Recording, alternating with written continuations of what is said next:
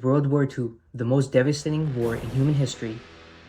Many geopolitical events and international relations today can be traced back from this war. The root cause of World War II leads all the way back to Germany in World War I.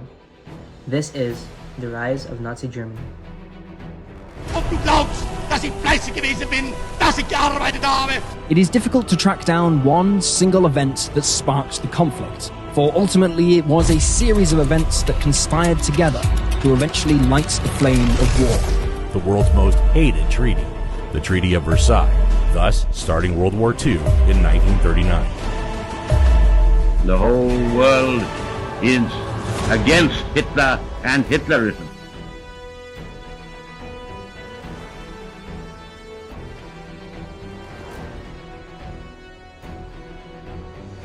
In 1914, Germany had entered World War I expecting a quick victory, but because of the Schlieffen Plan, which was a strategy developed in the early 19th to avoid a two-front war, mostly against France and Russia, had ended up failing, and this led to a war on the Western Front. In 1917, Germany secured many territorial gains through the Treaty of Brest-Litovsk. Soon after, the things on the Western Front were not going as planned.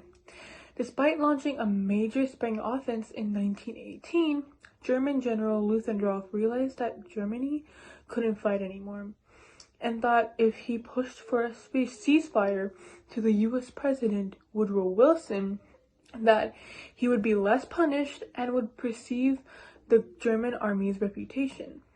On October 29, 1918, General Ludendorff handed over his power to a new government, which was led by Prince Max of Baden, so they could begin armistice negotiations between the countries. Though the US President Wilson demanded the Kaiser be removed from power before anything could be signed, saying that Germany couldn't have peace under a autocratic regime.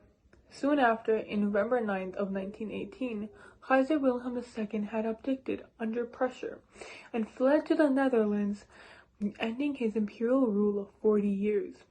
And because of this, a socialist government had risen up to take over. 2 days later, on November 11th, the armistice was signed, making all the Germans so shocked, as they thought Germany was winning for years. After it got signed, though, a myth developed called the Deutschlandlöschung, or stab in the back theory, blaming all the new socialists.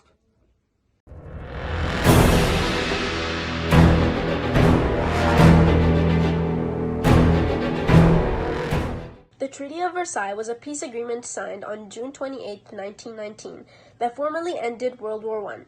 It was signed in the Hall of Mirrors in the Palace of Versailles, France, by both the Allies and Germany, and took full force on January 20, 1920. There were many countries involved in the Paris Peace Conference, all of which took their place within their own intentions and motivations for the treaty. There was a unanimous agreement as to who was to blame for the causes and consequences of the First World War, and all the fingers pointed to Germany.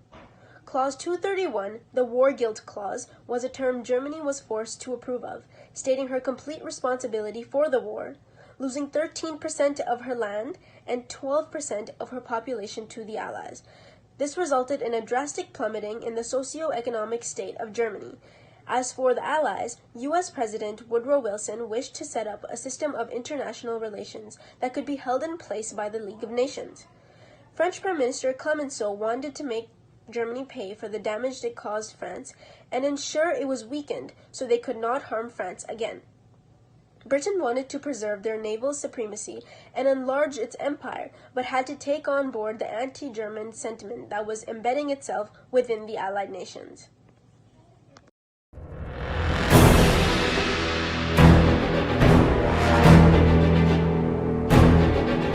Hitler was born in Austria and had fought for Germany in World War I, and he was horrified when he first heard that Germany had surrendered. He wrote, "So it had all been in vain all the sacrifices, in vain the hours in which with mortal fear clutching at our hearts we did our duty, in vain the death of 2 millions. Had they died for this, so that a gang of wretched criminals could lay hands on the fatherland?" He embraced nationalist and conservative ideas, believing that the Treaty of Versailles was a diktat imposed on Germany at the end of the war without consultation, and that it was signed by the socialists of the Weimar Republic.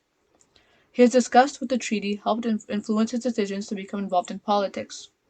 While he was working with the army as an intelligence agent, Hitler was sent to investigate the German Workers' Party, which was founded by Anton Drexler in January 1919 and which was suspected of plotting a left-wing revolution. It was an extreme nationalist party attempting to win over working-class support. Hitler accepted Drexler's invitation, soon becoming the leader of the party, renaming it the Nationalist Socialist German Workers' Party and making the swastika its new symbol. The party established the Sturmabteilung, or Stormtroopers, as its parliamentary group, which was led by Ernst Röhm, who recruited thousands of ex-soldiers into its ranks. The party shared similar ideologies with Mussolini's fascist party, including nationalism, social Darwinism, authoritarianism, and militarism, and had a deep hatred of communism, socialism, and trade unions. While Hitler was in prison in 1923, he wrote a book called Mein Kampf, which set out his ideas on issues like German unity, nationalism, and anti-Semitism, but the main focus of the book was on foreign policy. He emphasized his desire to overturn the Treaty of Versailles, but other ideas were also put forward. These ideas indicated that Hitler had clear foreign policy aims before he actually gained any power. Hitler had three main foreign policy aims, the first one being to revise the Treaty of Versailles due to the territorial losses, economic burdens, national humiliation, and military restrictions that Germany had faced. The second was to create a Großdeutschland. This would unify Austrian Germans with Germany, which was forbidden by the Treaty of Versailles, but it would also unify Germany with German minorities who were under the rule of other states, specifically Poland and Czechoslovakia. His final aim was to achieve Lebensraum, which translates to more space in English, and he would achieve this by expanding eastwards. This idea was fueled by the belief that the new and greater Germany should only include pure Germans, known as the Aryan race. He argued that they would need more space, which they would get by expanding east all the way to the Ural Mountains. This expansion would include dispossessing the Ukrainians, Slavs, Russians, Poles, and other inferior nations. According to Hitler, the most inferior people were the Jews. He believed that Jew influence would result in national race tuberculosis if it was left unchecked.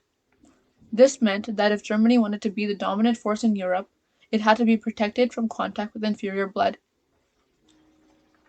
In his book Mein Kampf, we can see that Hitler saw Russia as a natural enemy of Germany because of its Jewish population and also because it was a communist country led by the Bolsheviks. He also saw France as an enemy because of what had occurred during the First World War and because of France's part in drawing up the Treaty of Versailles. In a speech in 1923, Hitler said, "France does not want reparations. It wants the destruction of Germany, the fulfillment of an age-old dream, a Europe dominated by France." However, Hitler saw Britain as a potential ally because it had opposed the French occupation of the Ruhr in 1923, and he saw it as being similar racially, but also because he admired the empire and the way it controlled so much of the world, despite being a small nation. Italy was also seen as an ally because Mussolini's government shared similar ideologies.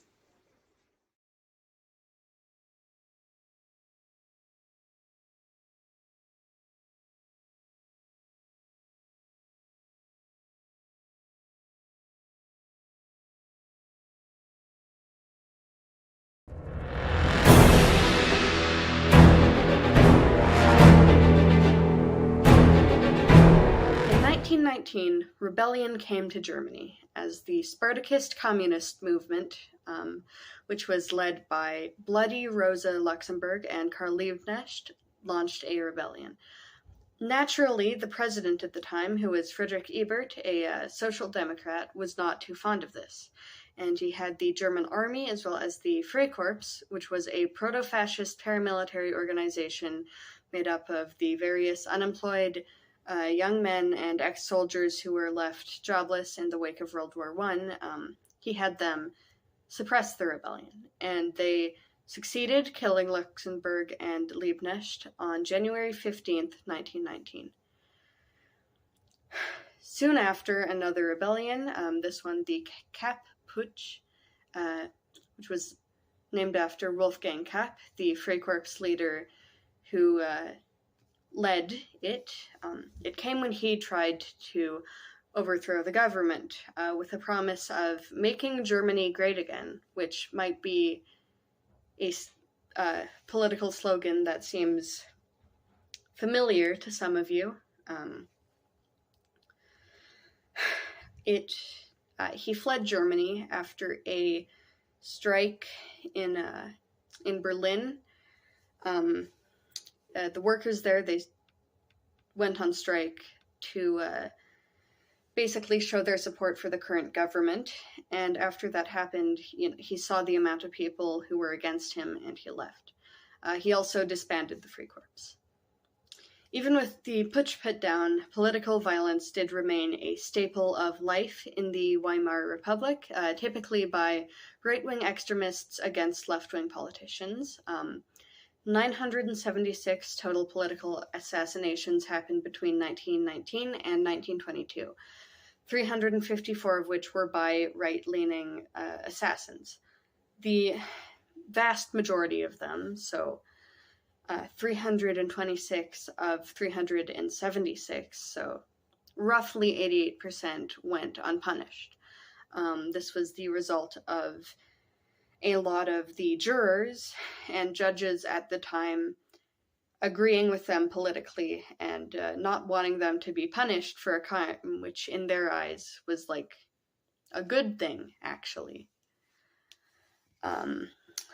So that just goes to show how much of, because like people still did like the government, but there were still a lot of people and the judges who were on the side of a more militaristic government, who were hoping for military control to replace the democracy they had at the time.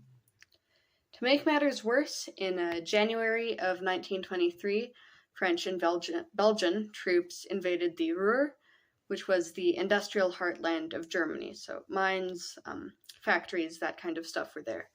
And they were looking to force Germany to pay the reparations they owed them. The German government ordered strikes and passive resistance to prevent them from getting those goods and raw materials that they demanded.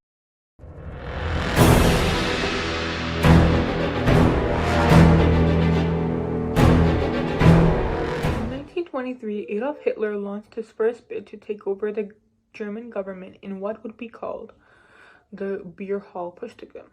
During the same time, Hitler emerged as a person who helped in need. Since the state of Germany was weak and not stable, because of this, Hitler became the political leader of Kampfbund, which was an association of paramilitary groups that formed to coordinate against Weimar Republic.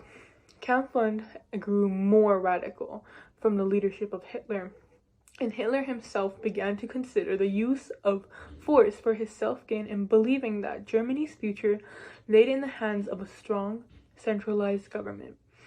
From this, he created a plan to overthrow the Weimar government by first taking control of Bavaria, which was a conservative and nationalistic stronghold in southern of Germany, and to use Bavaria as a base of operation and then march to Berlin to bring down the Weimar government. General Ludendorff, hearing this, gave his full support to the plan and had convinced the military that it would help restore Germany to how it was before. On the night of November 8th, 1923, Hitler and his followers marched to the beer hall in Munich called Burgerkongresskeller, where Kahr and the other Bavarian leaders were holding a meeting. Hitler disturbed the meeting and told them that the revolution had started, and ordered Kahr and the others to support him, saying that they would lead the new government together. At first, Kahr was in support of this, but backed down midway, realizing the situation, and immediately contacted the police and military. As a result, they faced an armed resistance. The morning of November 9th, 1923, Hitler and his supporters, which were about 600 men, began marching through the streets, hoping to seize government buildings and to win over more people. However, this was wrong, and it turned completely upside down as they were confronted by armed police officers, and the officers opened fire on Hitler and the marchers, killing about 16 of them, and because of this, Ludendorff and Hitler tried running away. However, the leaders noticed and the coup had failed. Following the fail of the coup, Hitler and Ludendorff were arrested and charged with treason. Though instead of silencing, Hitler had a trial that followed gave him a platform to promote his ideas to the national audience. During this trial, Hitler spoke about his vision for Germany and his belief in the need for a strong government. And this received widespread attention and garnered him support from nationalist circles. Ultimately, Hitler was sentenced to 5 years in prison but only served about 9 months before being released. And even though the beer hall was a failure, he still got to spread his idea around.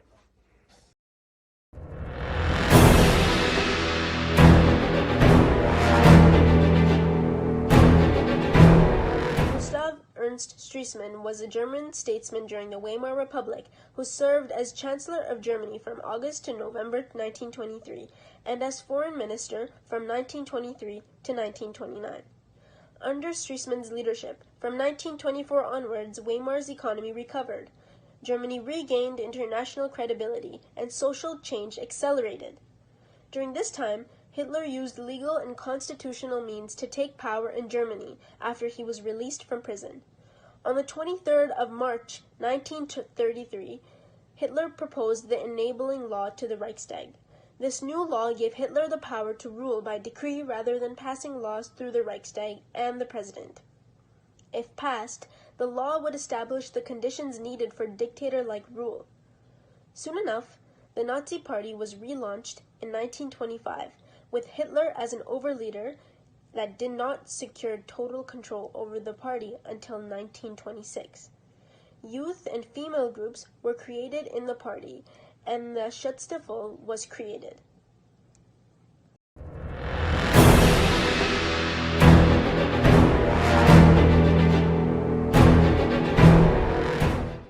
While Hitler was in prison, the Gustav Stresemann acted as the Chancellor of Germany and then the Foreign Minister from 1924 to 1929. While he was in power, the hyperinflation in Germany was put to a stop, the German currency was stabilized with the introduction of the Rentenmark, and the Dawes Plan was negotiated with the United States. The Dawes Plan froze German reparations for 2 years, reduced the repayments that the Treaty of Versailles demanded, and also set up loans for Germany from the United States. These plans were important in helping generate the German economy. In 1929, the Dawes Plan was followed by the Young Plan, in which the United States agreed to give Germany more loans. A significantly reduced reparation repayment plan was implemented to be spread over the next 50 years.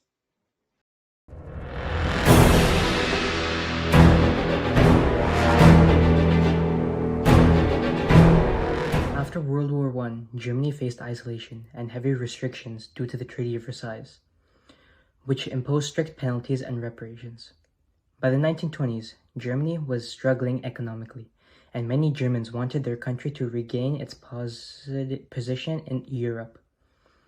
Gustav Stresemann, Germany's foreign minister from 1923 till 1929, believed that the best way to improve Germany's situation was through cooperation with other European nations, especially France and Britain. Stresemann took several important steps. In 1925, he led Germany to sign the Locarno Treaties with France, Belgium, and other countries.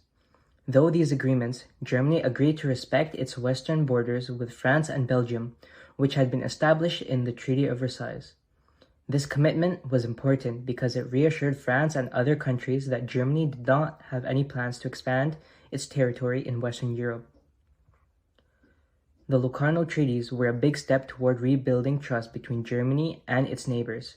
By formally recognizing its borders, Germany helped ease fears in Europe, especially in France, which had been deeply concerned about future conflicts. This period of new trust and cooperation was called the Locarno Spring. People began to hope that the countries could move forward peacefully, leaving behind the conflicts of the past. The Locarno Spring brought a sense of optimism. For the first time, the end of the war European countries were beginning to believe in the possibility of peaceful cooperation. France, Germany, and others felt a new sense of security and openness towards each other. Following the Locarno Treaties, Germany took another major step towards international cooperation by joining the League of Nations in 1926. Membership in the League was a significant achievement for Germany, as it showed a commitment to working with other countries to maintain peace. Through the League, Germany could now participate in discussion on international issues, making it a partner rather than an outsider. In 1928, Germany went even further by signing the Kellogg-Briand Pact. This agreement was signed by many nations around the world, all promising not to use war as a way to resolve conflicts. For Germany, signing this pact was an important gesture, showing that the country wanted to be part of a peaceful Europe. Streseman's efforts to bring Germany back into the community of nations showed that diplomacy and cooperation could bring more benefits than isolation and hostility. His work helped to restore Germany's reputation and proved that peaceful agreements were possible, even between former enemies.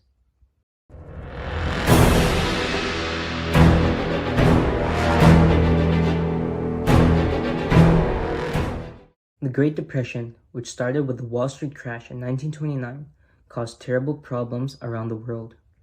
In Germany, it hit especially hard, creating a lot of suffering and political chaos. Unemployment skyrocketed from 2.8 million in 1929 to 5 million by 1931, and then to 6 million just the year after. About 1 in 3 Germans did not have a job, leaving many families desperate and hungry. Germany's government, led by Chancellor Heinrich Brüning, tried to fix the crisis by cutting government spending and lowering wages, but these actions only made things worse. Unemployment kept rising, wages dropped, and so did food prices. While cheaper food might seem like good news, it hurt small farmers financially, forcing many into bankruptcy. At the same time, Germany's economy got worse. Banks failed and factories stopped producing, with industrial output falling by more than 50%. These hard times made German politics even more divided. The government struggled to handle the crisis, so many people turned to extreme political parties, such as the Nazi Party. Adolf Hitler and the Nazi Party took advantage of this. They promised to fix Germany's problems, offering jobs and food to the struggling population. Hitler blamed the current government, called the Weimar Republic, for the crisis and attacked it in his speeches. The Nazis also criticized past leaders like Gustav Stresemann, who had tried to build better relationships with the countries after World War I. The Nazis said deals like the Locarno Treaties and Germany joining the League of Nations only helped other countries, especially France. In this desperate time, Hitler's promises sounded good to many people. At home, he said he would create jobs and rebuild the economy, while rejecting the Treaty of Versailles, strengthening the government's army, and restoring the nation's pride. The Great Depression made many Germans believe Hitler and the Nazis were their only hope to escape poverty. By the early 1930s, the Nazi Party had grown into a major political force.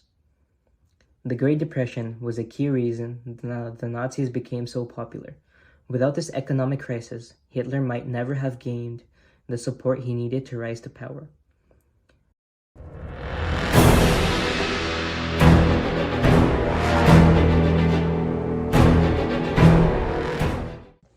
There were many factors that contributed to how Adolf Hitler was able to dictate over all of Germany. Some of these factors include Heinrich Brüning, a political scientist who called for unscheduled elections in 1930. Throughout these elections, Nazis increased their seats from 12 to 107, winning almost 6 million votes. Hitler stood for the Nazis against General Paul von Hindenburg in the 1932 elections. He was able to pull off an astounding feat, gaining 11 million votes in the first round and 13 million in the final. Considering the aftermath of the elections, Hitler was approached by army leader Karl von Schleicher and nobleman Franz von Papen to be Chancellor of Germany in 1933. They thought it'd be useful to have Hitler and his party on their side, as well as the notion that Adolf Hitler could be controlled. President Hindenburg agreed to the plan in hopes of creating a stable government, while Hitler secured his position as dictator in the post of chancellor, with only 2 other Nazi Party members in the cabinet.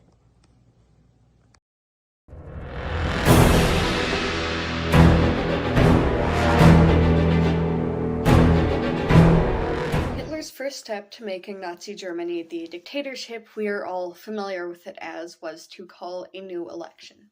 So on February 17th, 1933, he called an election. He was hoping to get a Nazi majority in the Reichstag, which was the German parliamentary building. It was, however, burnt down shortly after, and Hitler placed the blame for this on communists. This is the will of God. Now it is obvious why I think it is my duty to the nation to save the German people from the danger of communism.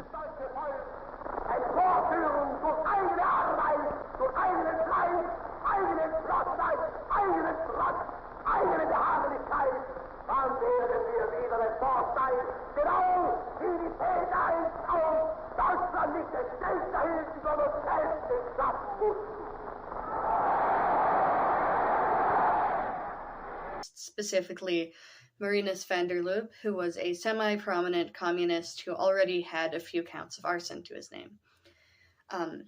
He was then executed.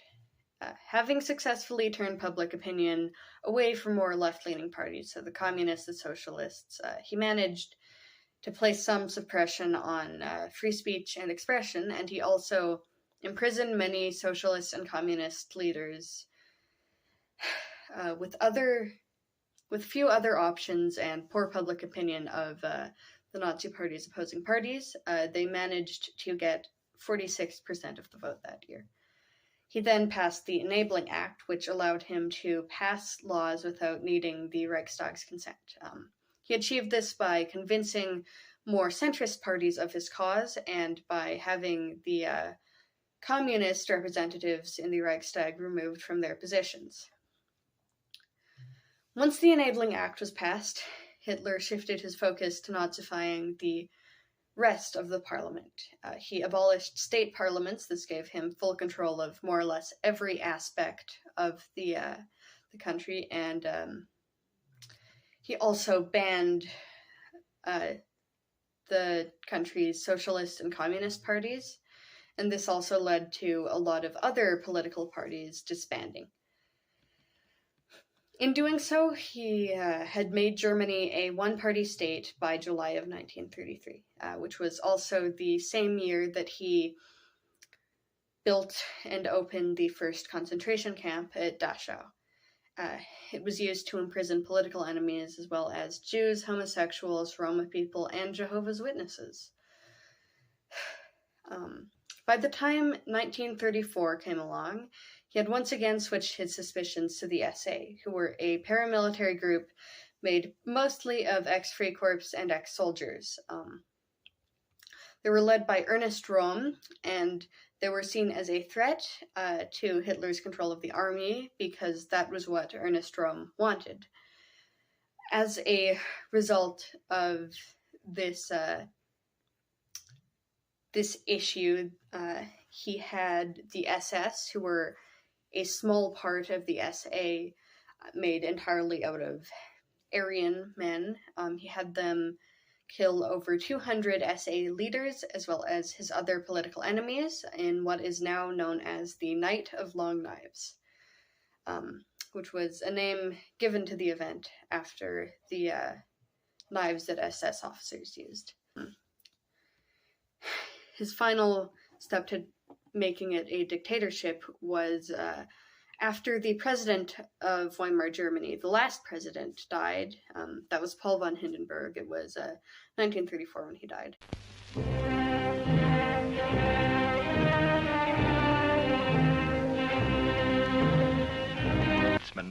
Whose name has wielded a magic power for the whole witness to the profound respect felt by foreign nations for a great German. merged the roles of Chancellor and President, making himself Germany's Führer. In August of 1934, he had the entire German army swear loyalty to him, and he was able to fully control Germany, and he was also able to enforce Nazi doctrine in all areas of life. In 1915, once he had already established it as a dictatorship, he passed the Nuremberg Laws, which decreed that not only could Aryan people not have relationships with Jews, but also that they were the only people in Germany able to be full citizens with actual political rights.